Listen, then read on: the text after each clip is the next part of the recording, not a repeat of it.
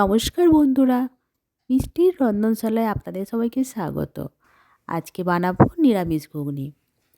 যারা এখনও আমার চ্যানেলটি সাবস্ক্রাইব করেনি, প্লিজ আমার চ্যানেলটি সাবস্ক্রাইব করে আমার পাশে থাকুন।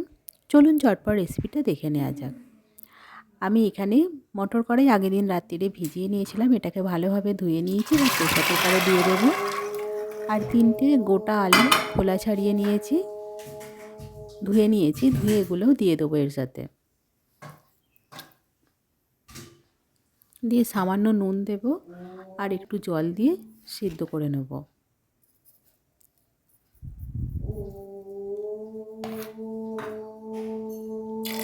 4টে সিটি দেব আমি।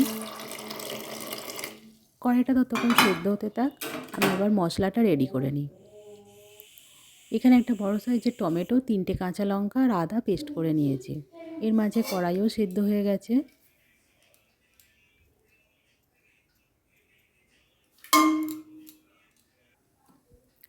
এবার কড়া বসিয়ে দিয়েছি, কড়াতে সরষের তেল দিয়ে দিলাম। তেলটা গরম হয়ে গেলে আমি এখানে একটা ক্যাপসিকাম কুচি করে নিয়েছি। ক্যাপসিকামটা আগে তেলে দিয়ে হালকা ফ্রাই করে নেব। ভাজা হয়ে গেলে এবার তুলে নেব।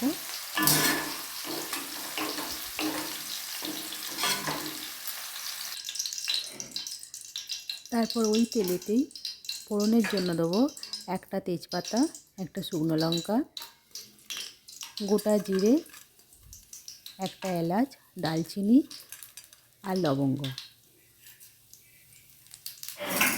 মশলার থেকে একটা সুন্দর গন্ধ বেরোলে তারপর যে আদা, টমেটো আর কাঁচা লঙ্কার পেস্টটা ছিল সেটা দিয়ে দেব। দিয়ে একটু নাড়াচাড়া করে নেব।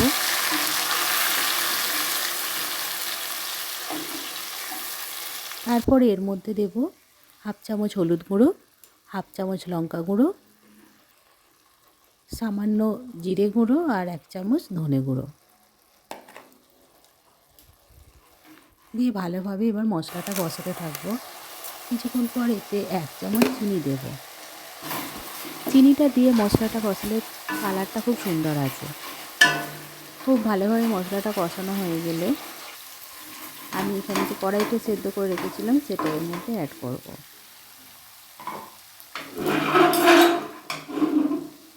মশলা থেকে কতটা তেল ছেড়ে দিয়েছে দেখুন।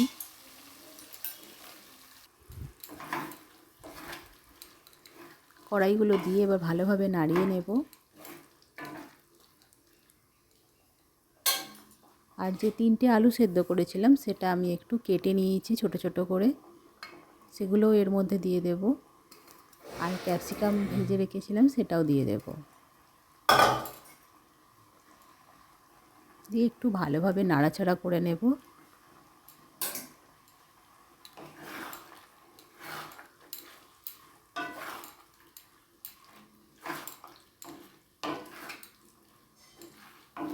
মশলার সাথে খুব ভালো করে মিশিয়ে নিতে হবে এই সময়। আপনারা নিরামিষ দিনে অবশ্যই একবার এইভাবে ট্রাই করে দেখবেন, খুব ভালো খেতে লাগে।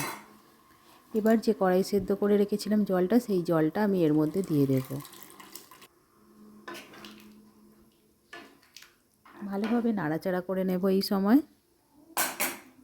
আমি নুন যেহেতু আগে দিয়েছি তাই খুব সামান্য পরিমাণে নুন দেব এই সময়। নুনটা দিয়ে নাড়াচাড়া করে নেব।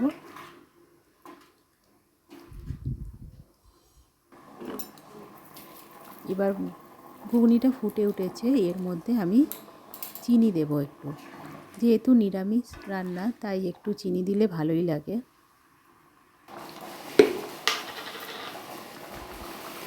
খুব ভালোভাবে ফুটে উঠেছে। এই সময় গ্যাসটা বন্ধ করে ওপর থেকে গরম মশলা গুঁড়ো ছড়িয়ে দেব। সাধারণ একটি রান্না, আপনারা অবশ্যই নিরামিষ দিনে এইভাবে ট্রাই করবেন। আর আমার রেসিপিটি যদি আপনাদের ভালো লাগে তাহলে প্লিজ একটা লাইক দেবেন আর আমার পাশে থাকবেন।